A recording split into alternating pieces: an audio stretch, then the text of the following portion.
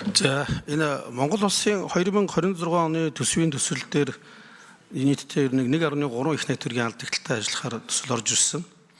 За тэгээ 26 онд бол Монгол улс бол нийтдээ 3.7 их найт төгрөгийг гадаадын улс орнуудаас авсан зээлийнхээ төлбөрт үндсэн зээлийн төлбөр болон хүн төлж байгаа. Хүүний төлбөр нь бол 1.3 их найт болж байгаа. Тэгэхээр Монгол улсын төсвийн алдагдал маань бол хүүгийнхээ төлбөртөө тэнцчээд эхэлж байгаа маа. Тэгэхээр энэ бол өөрөө бид нэр зээл дээр маш болгоомжтой хандах ёстой.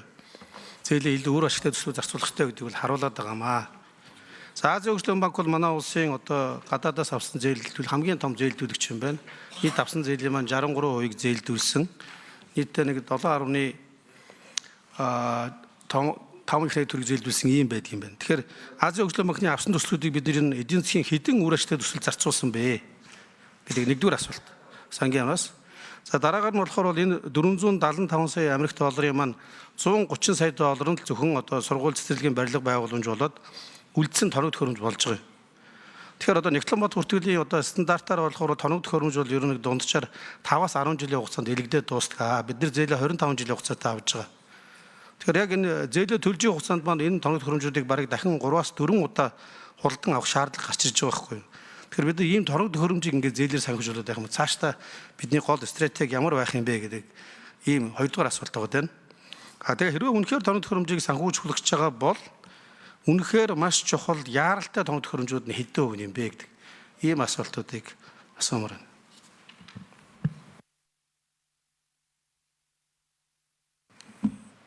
За хариулт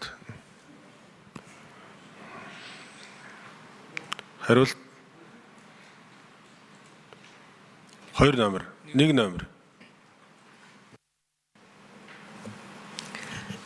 Соронзон болд гишүүн асуултанд хариулах сангийн хамтлагч жаргал. За Азийн хөгжлийн банкны хувьд бол одоо яг хэрэгжиж байгаа төслүүдийн дийлэнх нь бол Азийн хөгжлийн банкны их үүсвэр байгаа. Энэ дотроо дид бүтцийн салбар бол дийлэнх нь байгаа. За энэ дотор эрчим хүчний салбар, Улаанбаатар хотын дид бүтц орон сууцчлалт, за эрчим хүчний салбар дээр Азийн хөгжлийн банкны төслүүд хэрэгжиж явж байгаа. Тэгэхээр ер нь бол зээл тусламжийн төслүүдийн хувьд хамгийн том түнш бол Азийн хөгжлийн банкаа.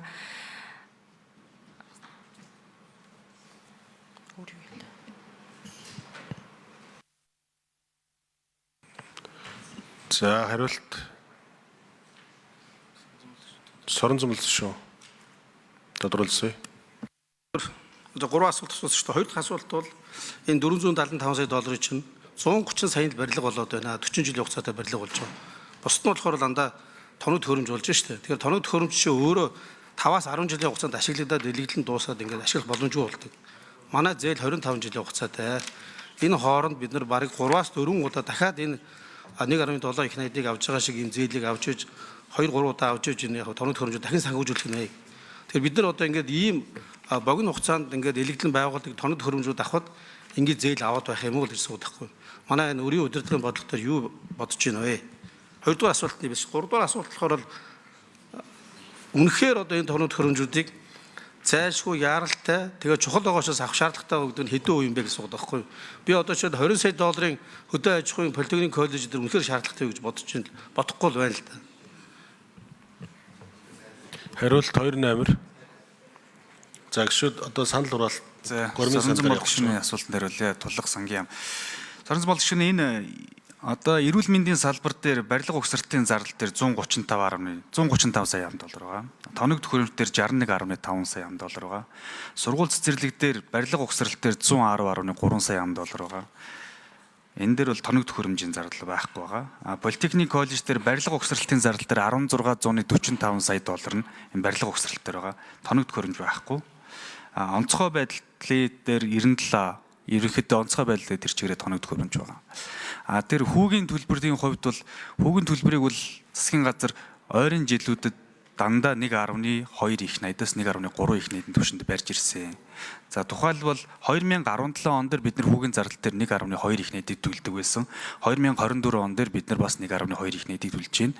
Ирэх жилүүдэд бас хүүгийн зардал дээр 1.3 их найдаар төлөх юм байна гэсэн ийм тооцоололтой байгаа.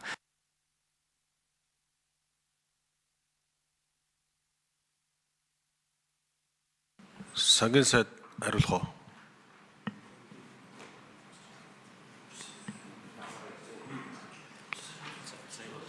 За тэгвэл дараа нь хариулчих. За улсын хурлын гишүүд заяа бол асуулт сууж өгөл.